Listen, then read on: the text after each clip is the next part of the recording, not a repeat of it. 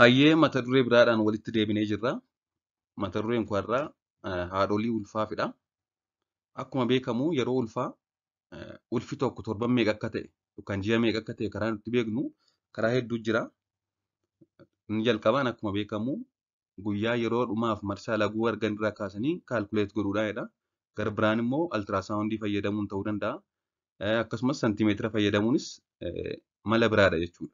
Mee akkamitti haadholiin manuma isaanii taa'anii ofuma isaanii santimeetira fayyadamanii ulfi isaanii torban meeqa akka ta'e yookaan ji'a meeqa akka ta'e akkasumatti beekuu danda'u kan jedhu akka armaan gaditti waliin haa ilaallu.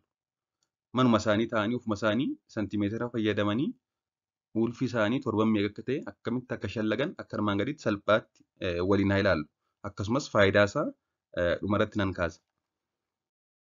Akkuma nama jedhe malli nuti amma ilaallu santimeetira fayyadamuudhaanidha. Santimeetira fayyadamuudhaan garaa isaanii safaranii ulfi sun torban meeqa yookaan ji'a meeqa akka ta'e akkaataatti beekanidha.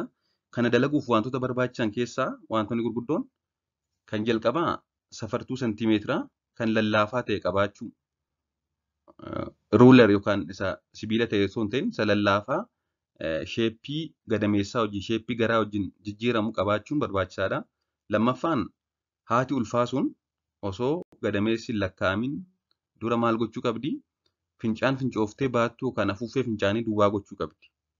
Sababni isaas fincaan afuuffee fincaanii keessa guutee jira taanaan ol dhiibuu danda'a waan ta'eef fincaan fincooftee afuuffeen fincaanii yookaan baattuun fincaanii duwwaa ta'uu qaba jechuudha. Sadaffaan dugdaan ciisuudha. Dhaabattee yookaan ciistee bifa biraan ciistee hin danda'amu dugdaan akkuma suura irratti argitan kanatti ciisuu qabdi. Kana sadan erga qabaannee egaa lakkaa'uu ni dandeenya jechuudha.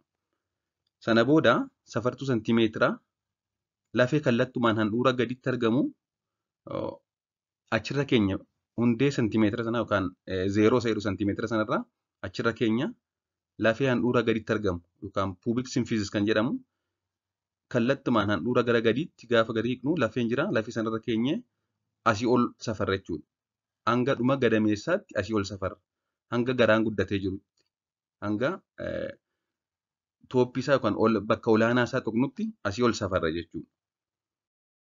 Erga akkasiin safarree dheerinni santimeetira sanaa santimeetiraan turtii ulfaa torbaniin wal qixa. Kana jechuun egaa santimeetira sana puubik boon yookaan lafee handhuura gaditti argamu sanarra keenye hanga fiixee yookaan guddina gadameessaatti asii ol erga safarree booda santimeetiraan riizaaltiin argamu turtii torban ulfa sana wajjin wal qixa. Dheerinni santimeetiraan 25 yoo ta'e ulfi sun torban 25. 30 yoo ta'e ulfi sun torban 30. Kan lakkoone santimeetira 20 yoo ta'e ulfi sun torban 20 jechuudha. Haa ta'u malee kun pilaas or maayinus 2 qaba. Fakkeenyaaf lakkoonee yoo 25 ta'e santimeetira sun ulfi sun torban 23 hanga 27 ta'uu danda'a jechuudha. Giddugaleessaan garuu 25 wal qixa giddugaleessaan. Pilaas or maayinus 2 santimeetira 23 hanga 27 ta'uu danda'a yoo 25 safarra.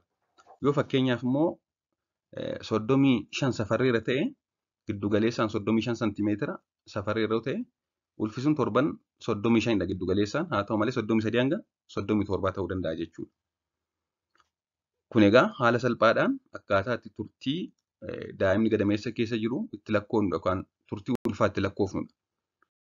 Akkasiin lakkaa'uun faayidaa mataa isaa qaba. Fakkeenyaaf marsaa laguu fayyadamnee lakkoofnee ulfi sun torban 20 yoo ta'e haa ta'u malee hangi nuti safarree immoo kana jiruun kan wal hin qixxaanne yoo ta'e yookaan kan caalu kan kanaa gadi yoo ta'e waan nutti agarsiisu qaba jechuudha. Maal nutti agarsiisaa? Fakkeenyaaf yoo dheerinni ulfaa hanga tilmaamameen ol ta'e yeroo safaramu tarii bishaan gubbee baay'atee jira. Tarii daa'imni baay'ee guddaadha. Tarii immoo daa'imni lamaaf isaa ol ta'uu danda'a. Hanga nuti eegne ol yoo ta'e.